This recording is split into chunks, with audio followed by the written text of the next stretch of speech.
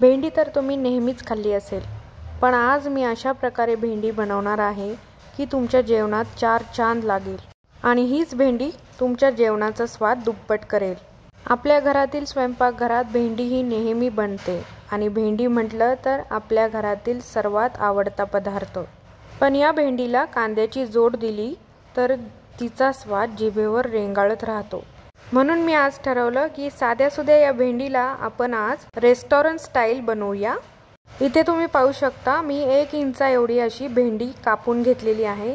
सगळ्यात आधी मी भेंडी स्वच्छ धुवून पुसून आणि मग 1 इंच एवढी अशा पद्धतीने कट करून घेतली आहे।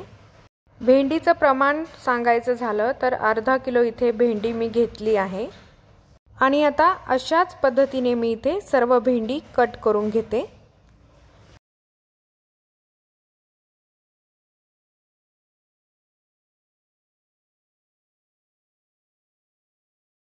आता इथे सर्व भेंडी ऑलमोस्ट कट करून झाली आहे। आता यामध्ये आपल्याला ड्राय मसाले ॲड करायचे आहे। सगळ्यात आधी मी इथे 1 टीस्पून लाल तिखट घेतला आहे। त्यानंतर चवीनुसार मीठ यामध्ये ॲड केलं, अर्धा टीस्पून हळद, 1 टीस्पून लिंबाचा रस, 1 टेबलस्पून बेसन पीठ। हे मी कच्चंच घेतलं आहे, भाजून वगैरे घ्यायची गरज नाही कारण नंतर आपण हे व्यवस्थित भाजून घेणार आहोत। आता हे सर्व छान मिक्स करून घ्यायचं आहे। आता इथे भेंडी छान मिक्स करून झाली आहे। हे पहा अशा पद्धतीने आपण टॉस केली आहे। आता मी इथे एका कढईमध्ये तेल घेत आहे। तेल या रेसिपीला थोडंसं जास्त लागतं, त्यामुळे इथे मी मोजून 4 टेबलस्पून एवढं तेल घेतलं आहे। तेल गरम झाल्यावर लगेच आपल्याला यामध्ये भेंडी ॲड करून घ्यायची आहे।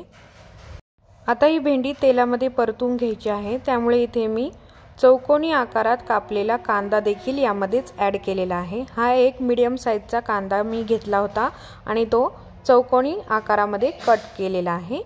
हा कांदा यामध्ये ॲड करायचा आहे।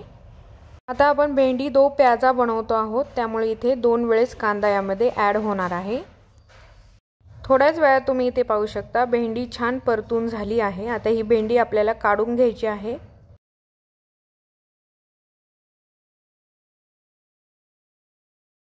सर्व भेंडी कढईतून काढल्यानंतर मी इथे परत 2 टेबलस्पून यामध्ये तेल ॲड केलं आहे। तेल गरम झाल्यावर आपल्याला 1 टेबलस्पून जिरा यामध्ये ॲड करायचा आहे। जिरा तडतडला, छान फुलला की मग यामध्ये आपल्याला बारीक चॉप केलेला 1 कांदा ॲड करायचा आहे। कांदा छान लालसर रंग येईपर्यंत आपल्याला परतून घ्यायचा आहे।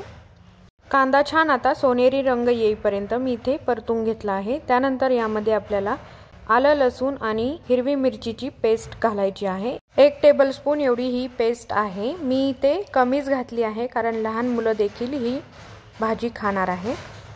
पेस्ट छान परतून घेतलेली आहे, त्याचा कच्चापणा गेला पाहिजे अशा पद्धतीने ते पेस्ट आपल्याला परतून घ्यायची आहे। त्यानंतर इथे मीडियम साईजचे 1 टोमॅटो घेऊन त्याची प्युरी मी इथे तयार करून घेतली आणि ती देखील या मिश्रणामध्ये मी ॲड केलेली आहे। टोमॅटो प्युरीमुळे या भाजीला कलर खूप छान येतो। टोमॅटो प्युरी देखील आपण व्यवस्थित मिक्स करून घेतली। त्यानंतर इथे 1 टीस्पून मीठ यामध्ये ॲड केलं। त्यानंतर 1 टीस्पून लाल तिखट आहे, हे काश्मीरी लाल तिखट घेतलं आहे। त्यानंतर इथे 1 टीस्पून धना पावडर घेतलेली आहे। सर्व ड्राय मसाले एक एक करून यामध्ये आपल्याला ॲड करायचे आहेत। आता इथे मी किचन किंग मसाला घेतला आहे अर्धा टीस्पून। त्यानंतर इथे अर्धा टीस्पून हळद यामध्ये ॲड करायचे आहे।